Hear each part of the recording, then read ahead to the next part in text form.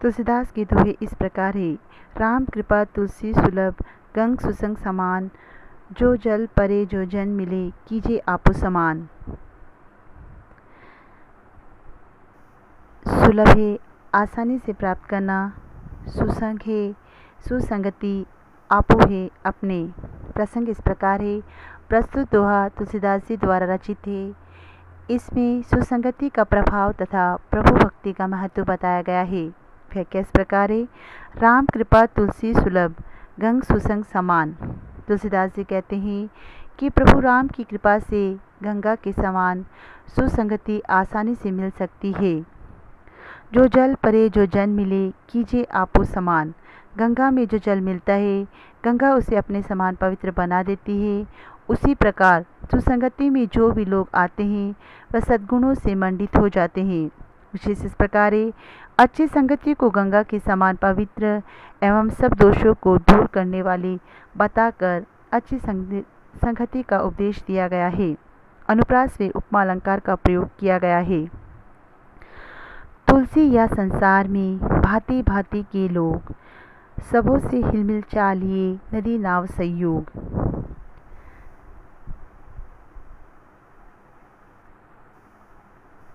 हिलमिल है प्रेम से। प्रसंग इस प्रकार है। प्रस्तुत दोहा तुलसीदास जी द्वारा रचित है।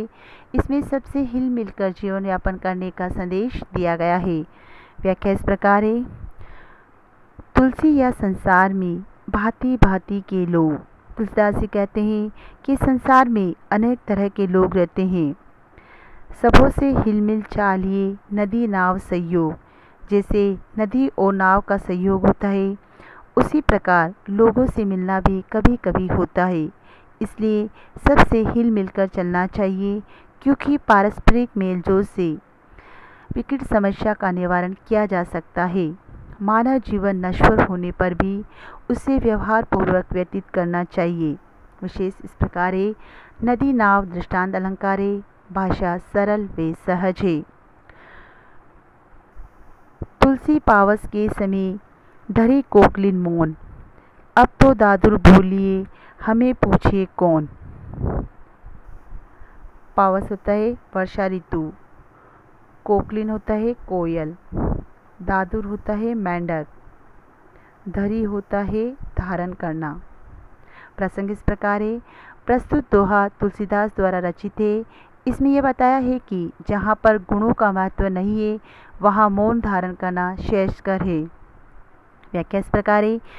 तुलसी पावस के समय धरी कोकलिन मौन। तुलसीदास जी कहते हैं कि वर्षा ऋतु आने पर कोयलों ने मौन धारण कर लिया है। अब तो दादुर बोलिए हमें पूछिए कौन।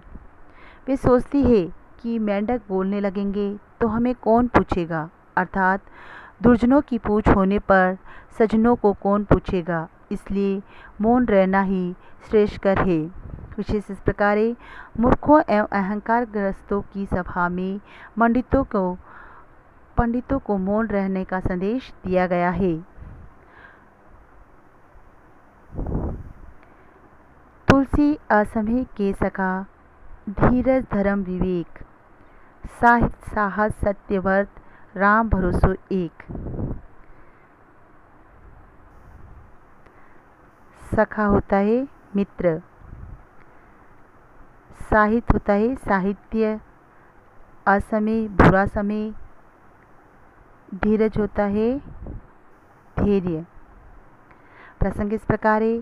प्रस्तुत दोहा तुलसीदास जी द्वारा रचित है।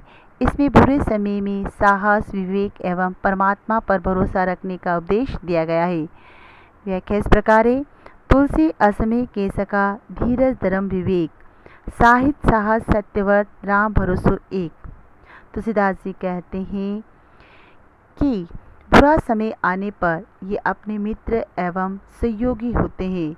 धैर्य धर्म विवेक साहित्य साहस सत्यव्रत तथा परमात्मा का भरोसा उपयुक्त गुणों को धारण करने से बड़ी से बड़ी समस्याओं का निवारण कर सकते हैं और अपने जीवन को सुखमय व्यतीत कर सकते हैं। विशेष इस प्रकार है। बुरे समय का सामना करने के लिए सद्गुणों को अपनाना तथा प्रभु पर भक्ति निष्ठा रखने को कहा गया है। यहाँ अनुप्रास अलंकार का प्रयोग किया गया है।